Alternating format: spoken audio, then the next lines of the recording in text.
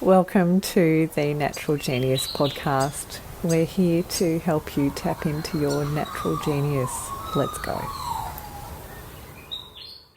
Here comes the amazing Ben Rennie. He is one of those warm-hearted, beautiful humans that is good at connecting and growing businesses and humans and enjoying life. I'm really looking forward to hearing his latest. I hope you do too. Ben Rennie, thank you so much. Welcome to the Natural Genius podcast. So first of all, thank you for inviting me to the Natural Genius. That's a big one. So I appreciate it. It's a lovely word. It's descriptive of a lot of things. And I don't think anyone's an expert in anything, nor do I think anyone's a genius in anything. But I love the idea that people are trying to get to that space. That's a really cool. Imagine if that's the world we lived in, where everyone felt like they could be, or they should be. You know, that's the cool thing I like about the word. It's aspirational. I was just going to use that word. That's so fun. So I dare say it's aspirational for a lot of people, and sometimes we grow into our aspirations, don't we? Yeah, I think so. Now, Ben, I don't even know where to go next because I feel like you and I both love life. We love surfing. We both love entrepreneurialism, digital, great businesses, business growth. Where do you want to go? Well, it's good to see you, because I haven't seen you for so long, and I've followed you for so long. Like, I sort of always feel like I'm up to date with what you're doing, which is really cool. I feel the same, actually, Ben. Yeah, good. Yeah. Oh, well, we're pretty confident in having a relatively micro public life. But when I say micro, I mean there's public life, and then there's us putting ideas out into the world. Let's start with this morning. I jumped on a train this morning to go into the city without my phone because I'm trying to get into this habit or this world where I'm not reliant on my device as this sort of extended part of my body or my being. And I've been writing a lot about it. So I'm writing a book at the moment called Be Kind, Rewind. And do you remember the VHS tapes? We used to buy a VHS in the 90s or 2000s even, and they'd put a little tab in the top saying Be Kind, Rewind. And I thought it was the oddest thing. And at the time, you don't think about it. But now that to me is such a metaphor for life, right? Where you just think we're rewinding a VHS tape for the next person that we're going to meet as a courtesy, you know? And that's what it's asking us to do. And 90% of the time we did it because how dare we, ruin the next person's experience. And the more and more I'm looking at devices and technology and how we're diving into this morphing of digital and physical worlds, we're getting further and further away from this, and I'm hearing, we're hearing leaders of countries sort of talk with just absolute disdain for humanity, It's just odd that we can use this language in, I wouldn't dare talk like the way a lot of these people that we rely on to sort of, manage our health and our countries and our climate. I wouldn't dare even talk like this at a dinner table with our friends, or to people I don't like. And so I just think this little tag in this video just became this sort of metaphor for me around what changed, what was the difference, why am I so reliant on my phone? And, it's interesting. And the reason I brought this up this morning getting on the train is because I've been trying to leave it. If I'm going to tennis, I'm leaving my phone in the car. If I'm going into meetings in coffee shops with clients, I'm leaving my phone in the car. And it is the most oddest feeling today. And it shouldn't be odd, but if you think back to, I was on a rooftop in Lexington Avenue in New York City in 2003. I remember waking up with Missy, my daughter. She was 9 months old or 10 months old. And she's awake, and we're like, well, I can put on the TV or I can go for a walk, And if you go for a walk, where do you go at 5 a.m. in Manhattan? You walk to the rooftop, and on the rooftop there's other mums with other babies, with jet-lagged babies, and you just meet people in this really unique way. And I feel like I'm just nervous that experience for me, I wonder if it's still available because we just dive into our phones, We have entertainment. So anyway, that's how I left my phone on the train.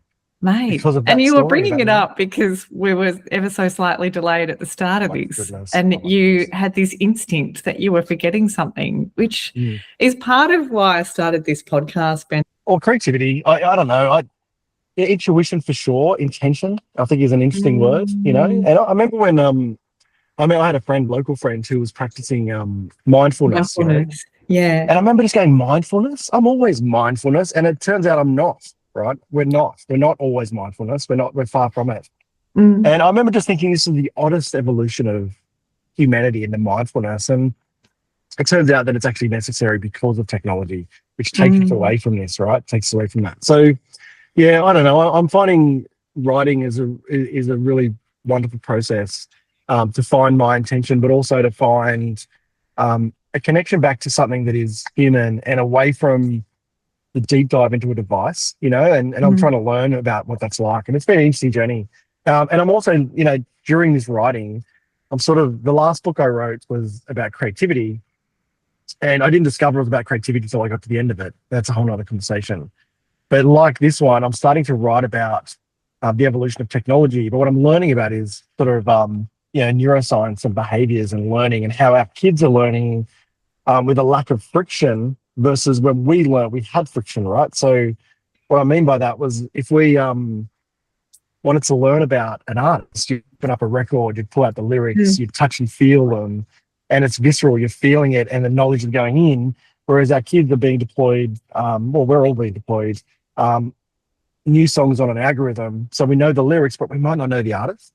We might not know the history or the background. Like if you asked me in the 90s about Michael Hutchence from Any Success, I could tell you almost anything about him, and yet we're driving through Utah recently and a song comes on and I say to my daughter, this is a cool song. And I'm singing the lyrics, right? And I go, who is this? Because I don't know. She goes, oh, I don't know. Let me Google it. And she goes to Spotify and we find out it's Noah Khan. And we're like, wow, he's great. And it turns out I know 5 or 6 of his songs, but I don't know him. Yeah, and this is the really interesting evolution of our world, right? So for us, we needed this friction of going and doing something to learn that, to get a record out. And so I'm diving into that space and I'm finding it really interesting. So Christian, who was on the podcast many episodes prior, he and his wife are doing date night with DVDs, I think. Ooh, and he also has gone largely analog. So he's gotten rid of his streaming services and he's really enjoying the feel of the book and the art. Yeah, I think the separation is important. That's a really important thing, I think, the separation, because I think we are, and I don't think my writing about this is not sort of advocating for getting rid of technology, and nor is it saying that technology is bad. It's a bit like, I don't drink a lot, but I do like drinking, and I feel like binge drinking every night, we know that's not good. Eating chocolate every night, we know that's not good. And I think technology is a similar thing. I had no boundaries around my usage of it, nor did I understand the implications of it to my agency, to my person and my accountability, and and also my critical thinking. Like you do start to. I mean, when AI came out, I was like, this is amazing. I'm going to ask Claude, how to do my brisket for 12 hours, and I'm like, I know how to do a brisket. I'm really good at it. But I'm now questioning myself. Right? I'm going, well, maybe Claude knows a better way. But then I'm sort of getting to the end of it. I'm eating it. I'm going, this tastes like the last brisket I did. So this sort of idea of agency, I think sometimes we need to be comfortable in the idea that we can get this wrong. And I think technology steals this from us a bit. It sort of says, you don't need to be wrong because I'm going to give you all the answers. But if we have all the answers, then at which point do our ideas become our own? Or where do we lose our agency of I'm in control or I have the power, to manage this outcome irrespective of what I can tap into, Like I love these conversations around, like even a simple one about, Michael Hutchence died this year and in that year, and I can't remember where he died, and then someone's on Google and they tell you where he died. But I'm sort of looking forward to the idea of diving into the conversation to try and remember, and now we don't need to do those things anymore. It's just little things like that. But I think, this idea, I'm going to go back and listen to that guy's podcast episode, but I think it's boundaries. I just never put up any boundaries around my use of technology. And it also got me leading into, I'm sitting in a car here because I left my phone in the city, right? And it's on. This is my first podcast from a car ever. But part of the research, that we've extended you into new technology or new use of technology. This feels so quite proud of that. Thank you. So it feels really odd, but it's working, and this is the world we live in. Well, for me, sorry to interrupt, but for me, it's actually always been about integration. So how do we have the best Ben, the best Sam, the best other individual, and have technology support the uniqueness and the brilliance coming out? Totally agree. That's human with technology, right? It's a real balance. I mean, if you're looking to technology for the answers, I think then that's a problem. I think if you're looking to the technology for validation of what you've created, I think that's nice. I think there's a real balance between I mean, it's like Google. We're researching, we're Googling stuff. This is just a better version of Google. But What I'm noticing with AI, and this is going to date within moments, yeah, I'm in a command and control version right now. Like, I'm starting to realize that it is about Sam being very strong on directing and then very quick to assess and redirect answers, and staying really intentional and really aware of my original intent for when I get onto GPT or onto Claude or whichever other agent. Because I also studied in industrial engineering, that was so good, because it was this platform from which that I can think about making things more efficient and more effective. And I went straight into a corporate career rather than into a manufacturing plant. So I was sort of lucky. It just went straight into process and straight into strategy and project management. So getting things done in a sort of structured way. And that's exactly where I'm going with AI these days. I feel like it's a great brainstorming partner, and it's also helping me to think about which different team members I want on my team and how to better brief, and what sort of automation I want to set up as well. So I do think it is about using it in a way that enables. I agree. I agree with you 100%. So every word you just said is like, I would like to sort of reiterate that back in my next conversation in life to someone else. So I agree with you 100%. When AI came out, like every new toy, I got really excited. And I like writing, right? Writing is good for my mental health. It's good for my journaling. It's good for going back over my life and reconnecting with moments that help shape me or where I am, or crossroads. Like, I always think about the level of stress I get about a new decision. And I'm like, well, this is not the first time, and I'm doing okay. I'm here. I'm in love with my wife. I have these 3 healthy children. The things that I wanted, I've got. So this stress about this question that I'm trying to solve, don't worry too much. You haven't sat on your hands. You haven't just run a branding agency and brought up beautiful children. You actually keep on exploring into what's coming and how to refine things. Yeah. Thank you. That's so cool. We use the term adventurer a lot. My wife and I both use it, but I have this sort of fear of the next 10%, the last 10% of anything. So, so from the outside in, no, this is true, right? So from the outside in, you look at this as, he's an explorer. He's out there sort of trying to rediscover and relearn, which I am doing, right? I do love that. It's like, self-taught designer, self-taught writer. So, and of course, when I say self-taught, I went and asked for help. So I go and say, well, I didn't study this academically, but later in life, I'm discovering this is something I wish I did earlier. So I'm putting myself around people who can help me discover how to do that right. And I say that in the same way. I used to be a ski coach. So it's rare someone can just get on skis and hockey stop. So you ask for help and you learn to do it quicker. And that's how I write. I put myself around people who know how to write. I engage a really good editor. But I think in terms of this piece of calling myself an adventurer, which I do, and I do it with a lot of I love that part of my life. When I got married to my wife, my father-in-law said at my wedding, she was glad that his daughter was marrying an adventurer, right? And and it stayed with me forever. As pre-kids, pre-everything. Oh, that gives me goosebumps. And that's beautiful. But there's this part of me that looks at it a little bit differently. The last 10% of anything is really hard, right? Think about a project. So industrial design, you're a designer, right? So you get into the last 10% of a project, you'd argue that's where 80 to 90% of the work lives. This idea of, I talk about it all the time, the 80-20. Yeah.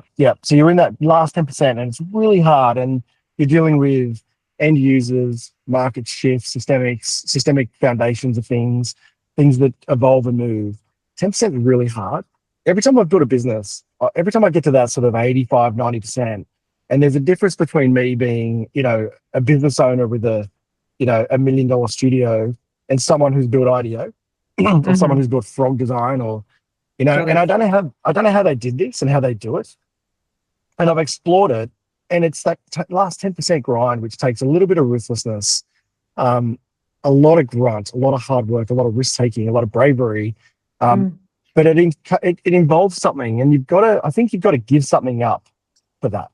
And I've always been scared to give up things. So I'm scared to give up the connection I have with my children when they were babies. I'm scared to give up my connection I have with my young adults, the ones I love. I'm terrified of giving up my connection to my wife, right? So these are things I love. So for me to dive into the next 10% to build IDEO, I don't deny I could do it. I think I could. I think you could too. We could all do it. But it's a choice and it's a really hard one. So when I get to that, I go, where do I go from here? Do I sit back and be comfortable in the idea that this is what I wanted to build? And sometimes I'm not. Sometimes I'm not because times change, industries change. So the adventurer piece is, well, where can I take it? Where's a new market or where's somewhere I haven't been before? And we went from building websites, user experience design, and I think we're really good at it. So then moving into climate design, clean creative, I'd argue we're the best in the country at it because most people don't know about it, and the people who do don't really take the time to learn about it or do it, right? So when we set up the Design Declares chapter for Australia, which is the charity that my wife runs, we needed to sort of, showcase what that looks like in practice. So we went and rebuilt our website on, it's clean creative. It's as carbon neutral as we can possibly get it at this point in our stage of building digital products. So that was a really interesting journey into somewhere new. That's adventurous. It's exploring, but at the same time, it's like, what can we take from that experience into the real world? And I started moving into physical design, places, wayfinding, and we designed, a building for the Australian Institute of Sport and New South Wales Institute of Sport. And that was coming back to behaviours, right? Because what I was learning through all of our work, all our body of work and all your body of work, was we were designing for systemic behaviours and where people go. So I became less interested in the thing we're making. What am I going to give you today? And I became more interested in the thing of when I give it to you, what is going to change in not your life, but the people you work with life. And that came back to this idea around systemic design. And so my life over the last 3 to 5 years sort of became, anyone can design something beautiful, right? Anyone. Anyone. It's just a choice. You want to take the time to do it, you want to take the time to learn it, anyone can do it. But what does it do? What behavior does it affect because of the thing we put out into the world? So that became my work. And that's adventurous. But again, it's another way of me avoiding the last 10% of trying to build IDEO. I can come back and learn something new. I think it's a bit of a balance. It's like, geez, that's really scary. What can I do in the absence of the scary? Maybe I'll do something that's quite interesting and good. I'm going to go to the left. I'm going to go over there. And I've learned this about myself at 50, and I'm not ready for the next 10%, I think I'd be a wonderful employee for someone who wanted to put me on to run their agency because, with a bit more weight behind me, a little bit more experience and, team, I think we could go great places. But for me, it's just, oh man, it's scary as hell to go to that last 10%. Writing my book was the same thing. Got to 90% in it. It's amazing. The last 10% for you with the agency is actually growth, like growing it, scaling it. Is that what you mean by the last 10% specifically for your agency? Yeah, because I think there's still, when you've got a small business, and I'm sure, well, I don't speak to you, but I feel this all the time.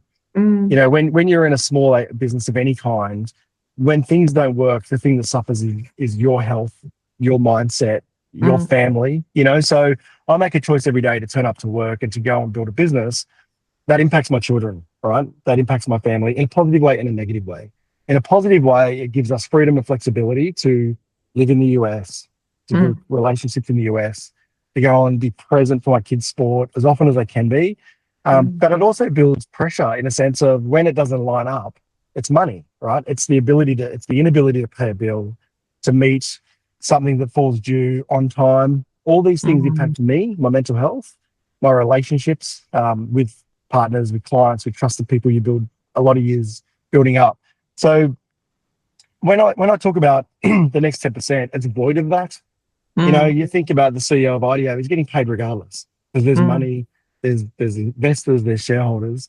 For me, it's like the first thing that happens when I can't meet a demand is I don't get paid, So that's the next 10%. And I go through this cycle all the time throughout my life. I've done that for 19 years where I'll go, and it doesn't look like that from the outside. From the outside looking in, it looks like Ben's doing well because everyone's walked through Instagram, looks wonderful. But there's this reality of, I call it, people always want to conquer the mountain. For me, it's the valleys.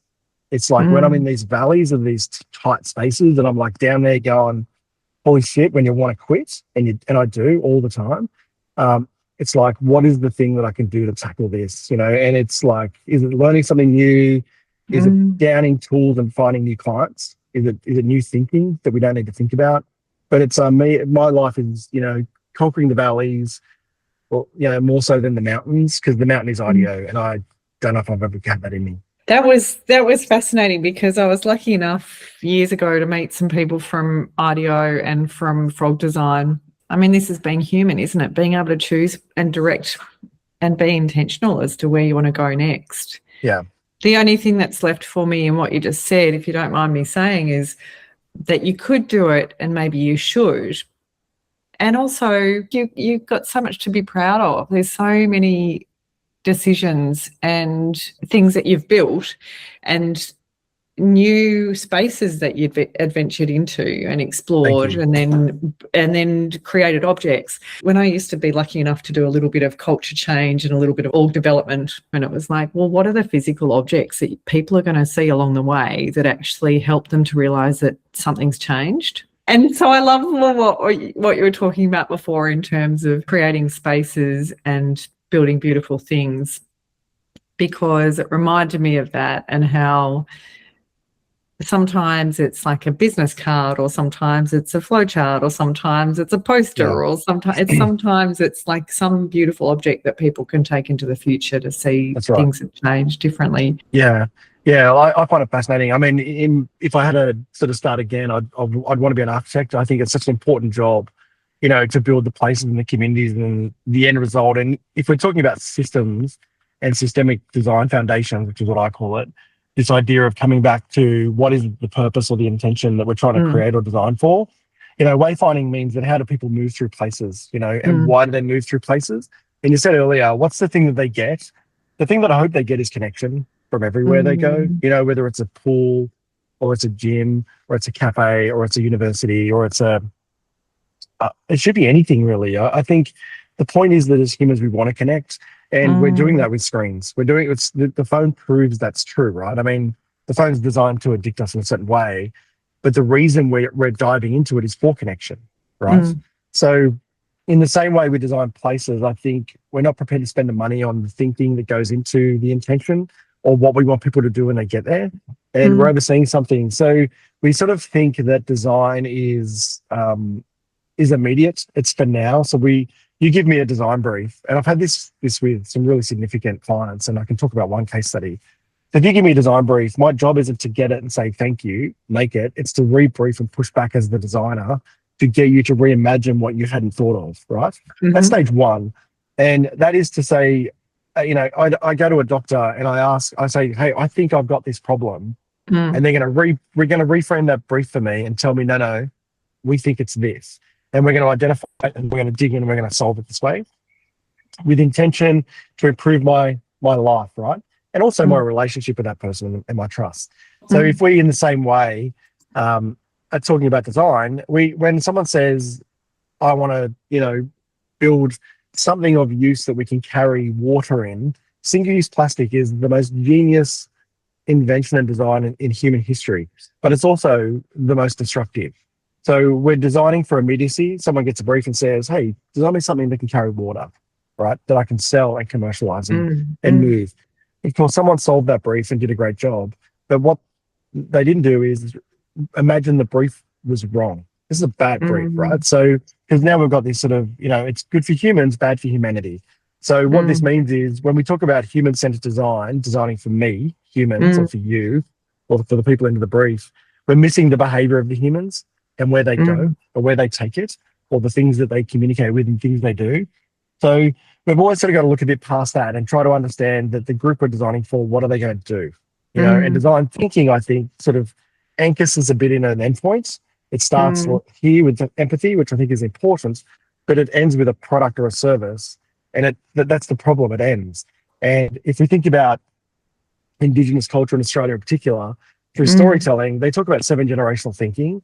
And 7-generational thinking is this idea about, if I tell this story or my story of my life, is this valid to future generations? Will they talk about me in a way that is positive or reflective of my community or of my country or of my heritage? And if I, and this is why when they make things that are just drawn from the earth. They're drawn from like existing things, and this is seven generational thinking. And I think we miss an opportunity with this to sort of, to put things into the world that'll be there in generations. And we undervalue our skills, we undervalue the problem we're solving, and that's a problem. So I think that to me is the biggest learning for me over the last 5 years. And this is not something I went into design knowing. It's something that I really worked through. Ben, yeah. That seven generational thinking has been on my mind for 15 years or so, since I think I kind of instinctively knew it, but I think maybe you might be the same. And then when I was in an Indigenous community on the Cape in the north of Australia, they were talking about having kicked out a consultant that didn't want to think in 100 years, maybe not 7 generations. I want to bring you back to what you just were saying about the water bottle, because that was so cool. There's 2 things that came to mind. One is that when they were putting a McDonald's in Torquay down on the Great Ocean Road in Australia, the uproar in the community and the protesting was more around the fact that around every McDonald's there's like 3 kilometres of a rubbish, like it waits for a kilometre, and then for the next couple of kilometres there's just people throw the rubbish from McDonald's out their windows. So they didn't want to actually have that ring of rubbish around them.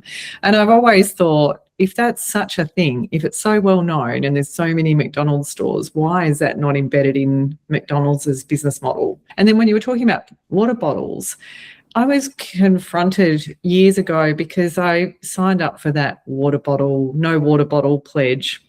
And so I was really good at not buying single-use plastic, except for when I was in places like Mongolia and Bhutan, or places that you had to not drink the water there. Yep. Anyway, and then a friend of mine said, Sam, you're stopping the accurate numbers around demand for mobile water. If you get a water bottle when you need a water bottle, then it tells the system this is how many water bottles Sam needs in her life.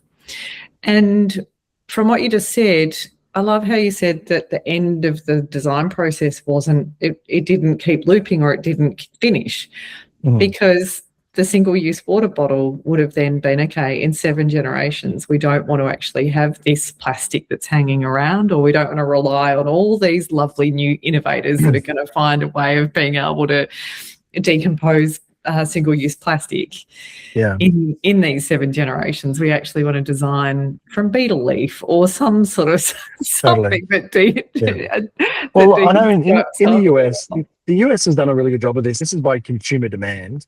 So the single-use plastic bottle is now a aluminium or aluminum bottle that is reused over and over, and it's coming from recycled materials. It's coming from repurposed goods, and a lot of these brands, just through consumer pressure, have started to build it. And I don't need to go and buy my $29 or my $40 water bottle now. I can just buy this once and use it for 6 months. And in the US, it's a really convenient approach to water. Airports in particular, things on airports, you've got to empty your water. So this is a really robust, sturdy aluminium can. Listen to you, somebody's. Yeah, that can be. I've been corrected on aluminium 1,000 times in America. It's like, what the hell is aluminum? So when you are squeezing that, it's like it'll last you for a long time, and it's interesting. And I haven't looked at. I don't know the implications of, the production and the cost of the climate around that. But I like the fact that there's a change here, because we know the plastic is wrong. We know it's a problem, and also so is the need to go and continue to buy $50 bottles over and over and over when we lose a lid or when we lose a thing. And so I think that, we need to put pressure back on manufacturers everywhere to make things, better and smarter with more intention. And it's not even about the immediate climate impact. It's the forever impact that I'm interested in, what are we doing that thinks beyond our generation or into the future? So I don't know. I think that's interesting. And again, I'm a consumer. I mean, I've got a bottle of plastic water here, but I don't buy it. But if it's available, I'll drink it. I'm not saying, there's a place for everything, but I think, some countries can't drink any water without plastic bottles. They really need that.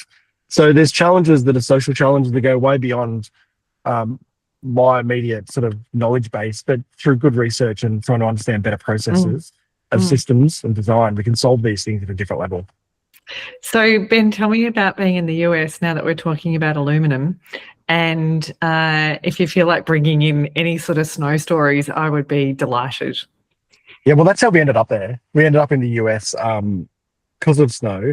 I don't know if you remember this. So years ago, I had a business called 6.2, and I've told this story so many times, so I don't want to bore anyone who's heard it, but I'll be really brief. So in 2000 and actually, first of all, when the kids were babies, we wanted to get back into snow sports, but we couldn't afford to.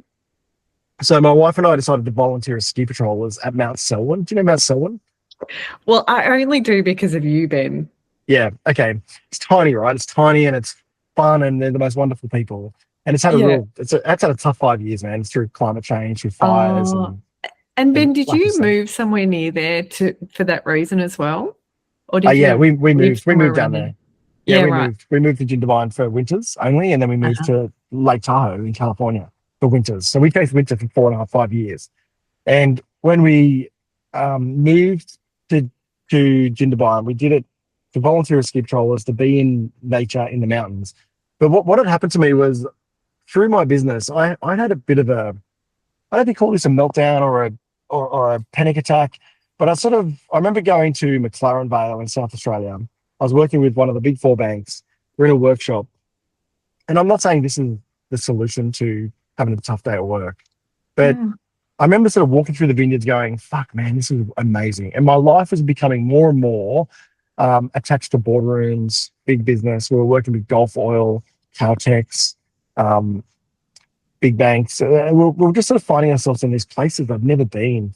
Didn't even know how I found myself there. We were just evolving through innovation into these places. And at no stage did I question the places we were going, or the people we were working with, or what they did, or the impact I had on my life. And at home, we were really good with recycling, sustainability, really good. But then I go to work and I'm working with anyone who, irrespective of what they did or the impact they had.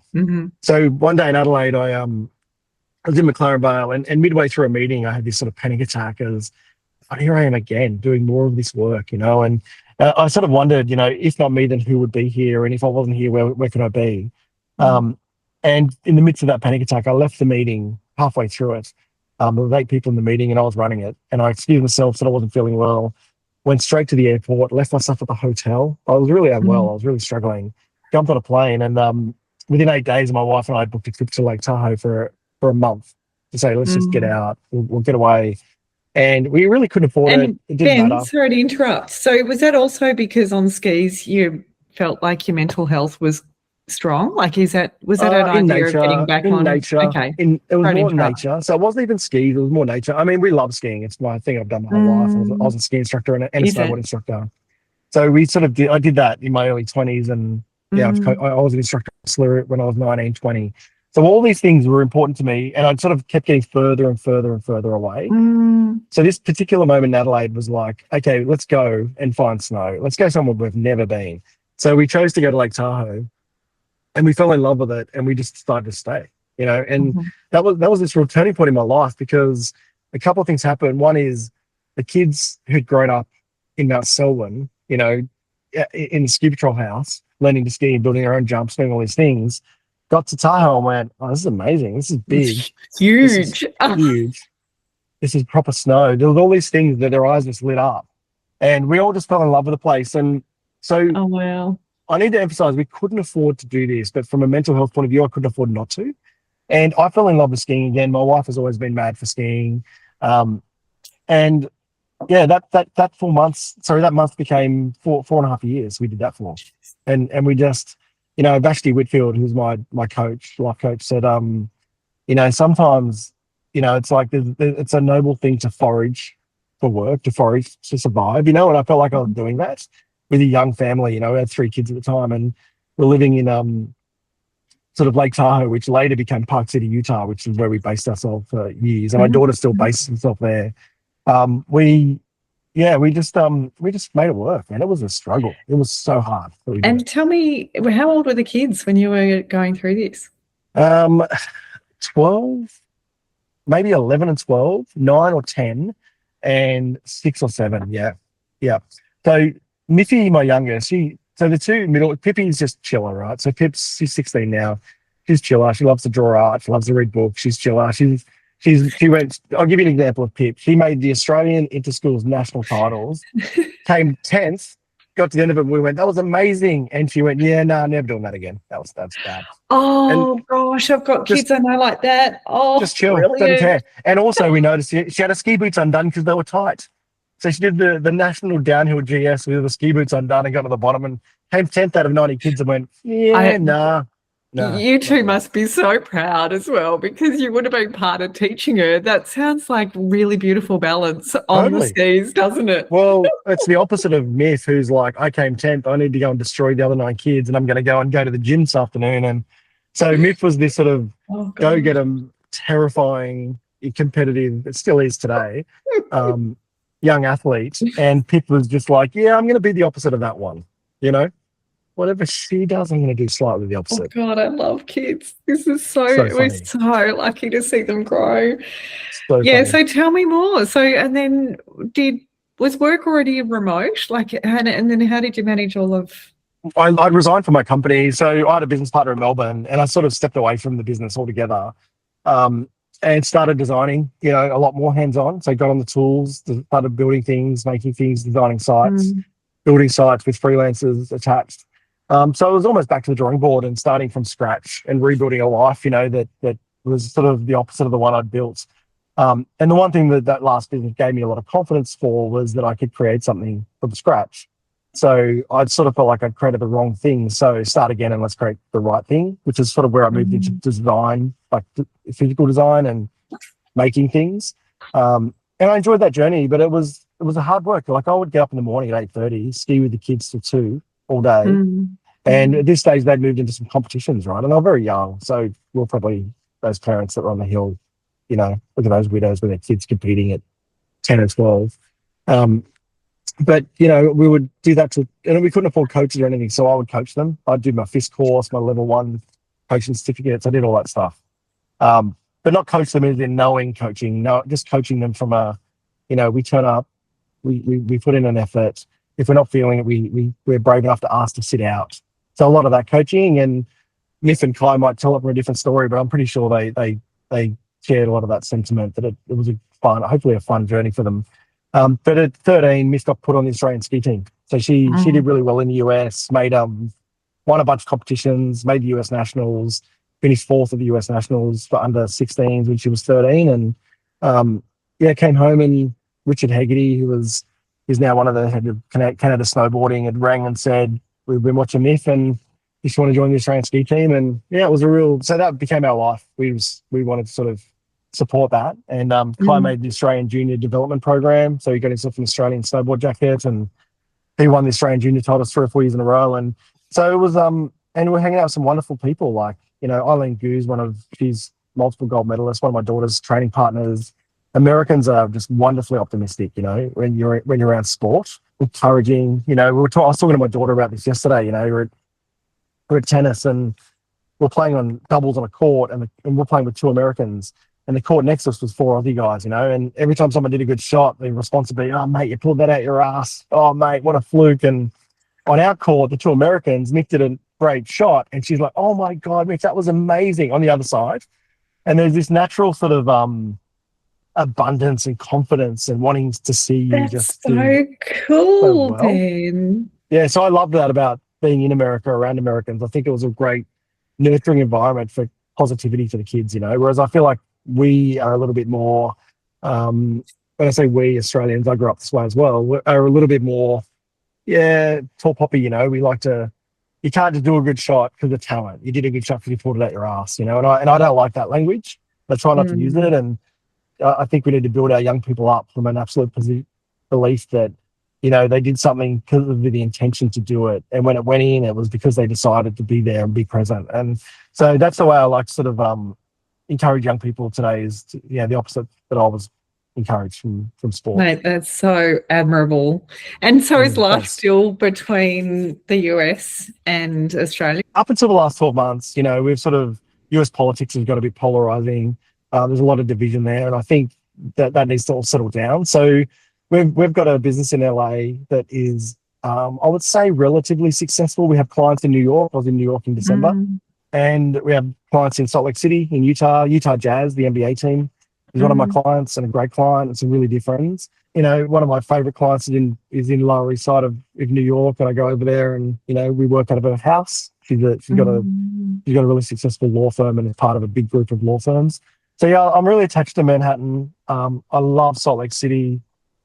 I love the Mormon community there. The connection they have is just wonderful and beautiful. I'm atheist, I'm no religion, which they find that absolutely fascinating. So I think that makes me interesting in that town, because I'm in the minority, and I think they find it quite fascinating. And I just love LA. I love West Hollywood, man. So I feel like insanely blessed to be part of that. And it breaks my heart into tiny little pieces to watch the division just run through that country, and the continued support of just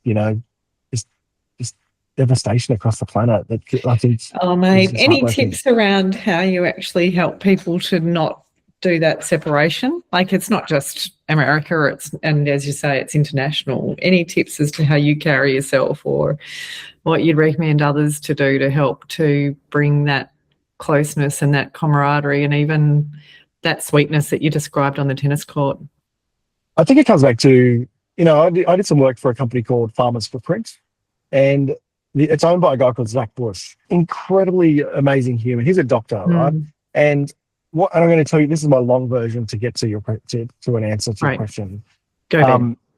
Thank you. And when he was he was studying glyphosate, and he was looking at gut health in particular as a doctor, right? So traditional doctor.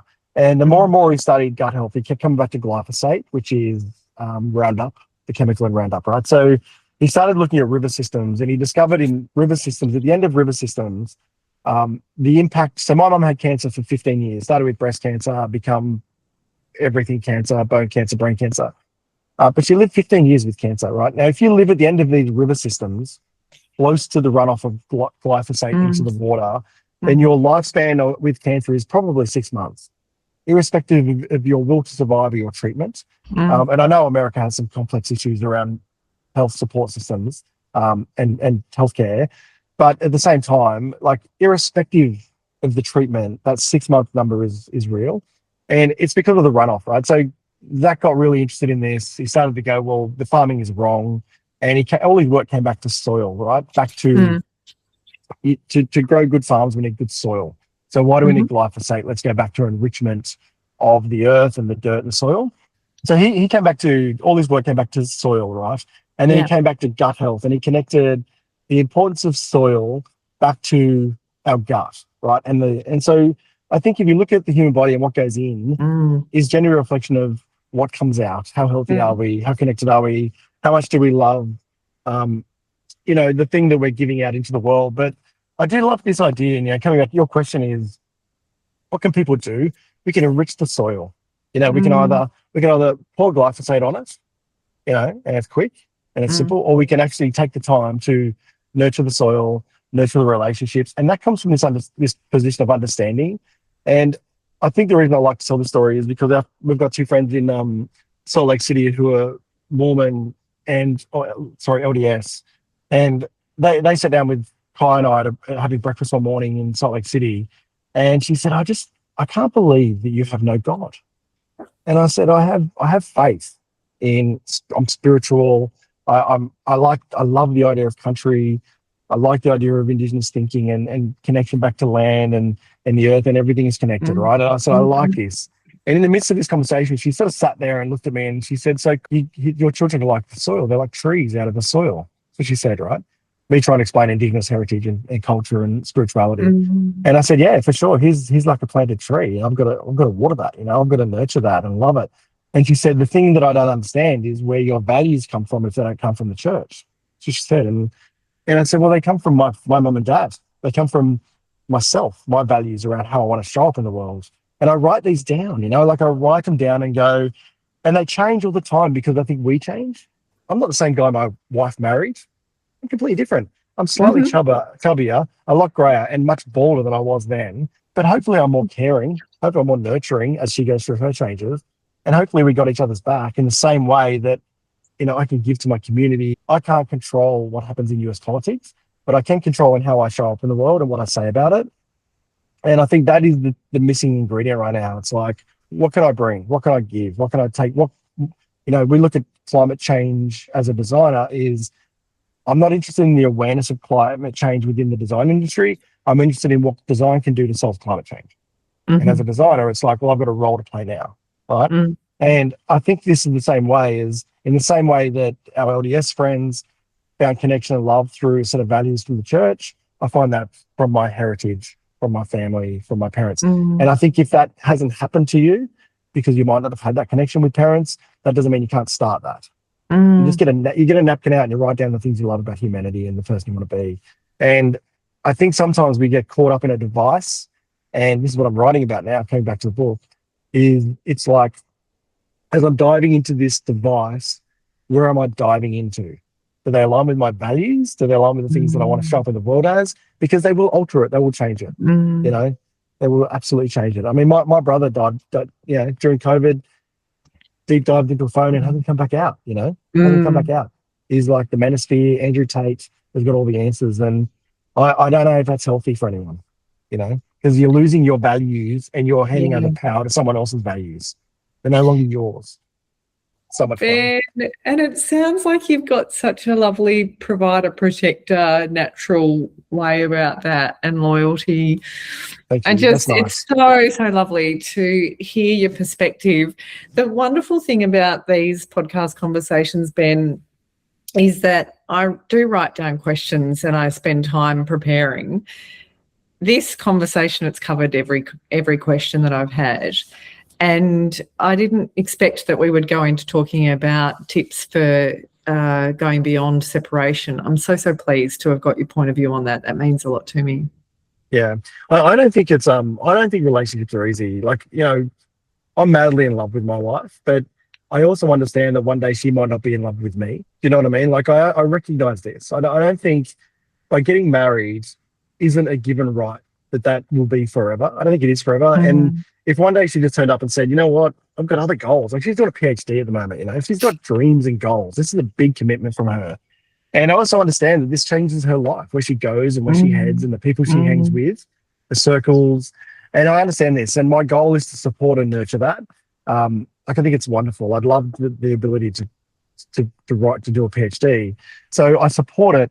But look, I just think that it's a day at a time. It's being intentional how you show up into relationships. And she'll say, oh, he's absolutely shit at this. He is absolutely shit. But I don't think we're shit at having each other's back. No matter what happens, and how hard it is or how easy it can be sometimes. I think we're always looking for something easy, and I think this is our problem with devices. It's creating so many efficiencies that the things that are hard, such as connection and relationships and give and take, I feel like they feel harder and they shouldn't. I think that it's also how people are tapping in, because I've got a number of friends that are actually using agents to be able to brainstorm how they might handle a certain personal situation. They might not be able to afford a psychologist. They may have done a lot of work on themselves, so they might want to like DIY rather than go and see someone. There might be many different reasons why they're doing that, but I think it's an and. I don't think it's don't use the technology. I think it's or that the technology's stopping us. It's like what you were saying earlier, that it's the same as social media and digital. It was like, no, we shouldn't, it's bad, and then it's like, no, it's about integrating it. How is it going to be useful in your life? How do you turn it off? How do you not carry it around and still turn up to a podcast recording? Thank you, Ben. No worries. Without my device. Very proud of myself today. Oh, dude, I'm just like, I come back to the fact that I'm really happy that through this conversation we've ended up by giving you another way of being able to work digitally. And so like good. To be able to create, because I mean, I just love that. Like support Ben as best as we can. It's the same for future robots that are in human form around our home. I'm like, how do people work out how to integrate them in a way that works for them, especially around data privacy, which I always think is quite interesting as we go forward.